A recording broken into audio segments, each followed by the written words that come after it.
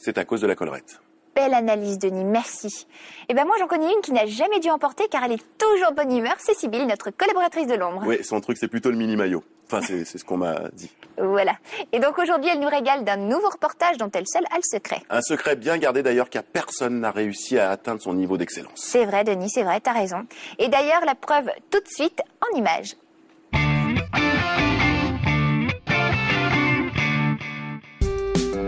Voici Thierry Corbalan et sa femme Patricia. Inséparables, ce couple forme un binôme parfait. À la suite d'un accident, Thierry a perdu ses 2 bras. Sportif et doté d'un esprit de compétiteur, Thierry a trouvé sa force de vivre dans le sport avec un soutien permanent de sa femme. Après plus de 19 ans de course à pied, où il a participé à de nombreux marathons, Thierry tente la natation et là c'est le déclic. Il s'entraîne plusieurs fois par semaine. L'eau devient son élément, tel un dauphin. Il ne ressent presque plus son handicap. Depuis plus de 2 ans, il découvre la nage avec une monopalme, avec le désir d'aller toujours plus loin. Dès mon accident, quand je me suis remis à l'eau, j'ai commencé à nager sur le dos. Puis très vite, je me suis aperçu qu'en nageant sous la forme de la nage du papillon, j'étais beaucoup plus efficace. Et donc j'ai adapté cette nage à mon handicap. Sa vie bascule le 23 mai 1988. Thierry est électrocuté lors d'une partie de pêche par une ligne haute tension de 25 000 volts. L'amputation des 2 bras est inévitable. C'est la vie de Thierry qui s'écroule en quelques secondes.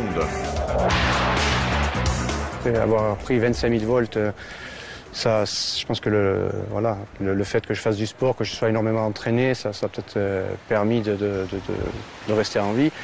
Et après, dans mon combat de tous les jours, oui, le sport, vu que j'étais déjà un combattant au départ, ça m'a aidé. Ouais. Coupé brutalement du monde sportif, Thierry a dû gérer un surplus d'énergie. À force de volonté, la solution a été rapidement trouvée. Puis je me suis de suite remis dans le sport. Dès que j'étais sur mon lit d'hôpital, j'ai commencé à faire des abdos. Après, dès que j'ai commencé à pouvoir marcher, j'ai commencé à faire des footings. Puis j'ai découvert la course à pied. Course à pied, parce que c'était le seul sport que je pouvais faire. Puisque bon, avant je faisais du judo, mais bon, après mon accident, le judo, c'était fini. Donc j'ai fait la course à pied et j'ai commencé à en faire un petit peu, à courir de plus en plus, jusqu'à faire des marathons. Et puis là, il y a 2 ans, j'ai découvert la natation et voilà, puis j'ai décidé de changer de sport. Patricia, qui l'a conduit dans sa résurrection, reconnaît aujourd'hui qu'il est un homme d'exception. Il est très courageux, très, très volontaire, un peu têtu, un peu beaucoup même. Mais bon, ça, c'est pas grave. Et pour donner de l'espoir à toutes les personnes qui n'y croient plus, Thierry Corbalan, âgé de 50 ans, est devenu le premier handicapé à traverser à la nage, équipé d'une monopalme, les Bouches de Bonifacio en Corse. Elles sont larges de 15 km, une traversée connue pour ses courants contraires. Cet endroit n'est pas simple à négocier. Ravitaillé toutes les 30 minutes par Franck Bruno, qui se trouvait dans un kayak, Thierry atteint son objectif sans trop de difficultés. Avec des creux d'1,50 m et une traversée de 5h37, le défi est réussi. C'est jamais facile. Bon, c'est vrai que d'après les images, j'ai l'air d'être arrivé pas trop fatigué, tout ça. Mais bon, en même temps, on est obligé, avec Franck, qui m'accompagnait, d'avoir un rythme pas trop rapide pour gérer. Parce que bon, le plus dur dans ce style d'aventure, c'est de gérer, c'est d'aller au bout. Donc on avait pris une légère marge de sécurité, ce qui a permis d'arriver pas trop épuisé quand même. Puis je fais des distances de plus en plus longues et c'est vrai que je me suis aperçu que quand je nage longtemps, au bout d'un certain temps, j'ai l'impression d'être dans mon milieu et je ne sortirai pas de l'eau. Oui, des fois j'ai l'impression que j'ai des branchies qui me poussent et je suis vraiment à l'aise dans l'eau. Patricia, sa femme, est toujours là pour le soutenir dans tous ses choix. Elle n'a jamais craint le moindre souci pour ce nageur de l'impossible. Au début, quand il partait dans les entraînements, qu'il partait trop longtemps, oui, je m'inquiétais beaucoup parce que bon, quand il partait tout seul, c'était vraiment pas évident. Oui, là j'avais une grosse inquiétude. Puis après, je me suis dit, de toute façon, c'est son truc.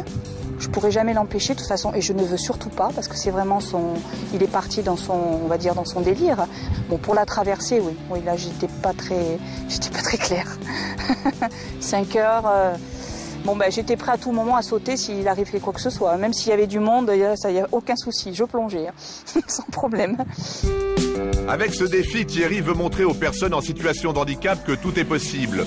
Relayé par le plus grand nombre, son exploit n'est pas passé inaperçu.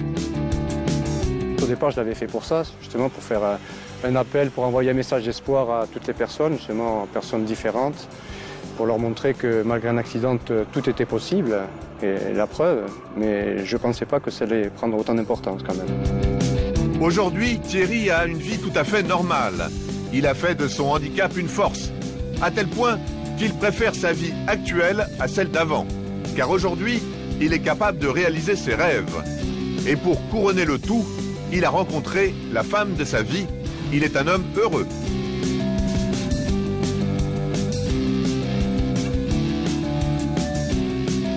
On s'amuse, on s'engueule, comme tout le monde. On vit comme tout le monde, tout simplement. On ne cherche pas les complications. On prend la vie à pleines dents. C'était l'histoire d'une vie qui fut brisée et qui, grâce à la volonté, est devenue un destin incroyable, mais vrai.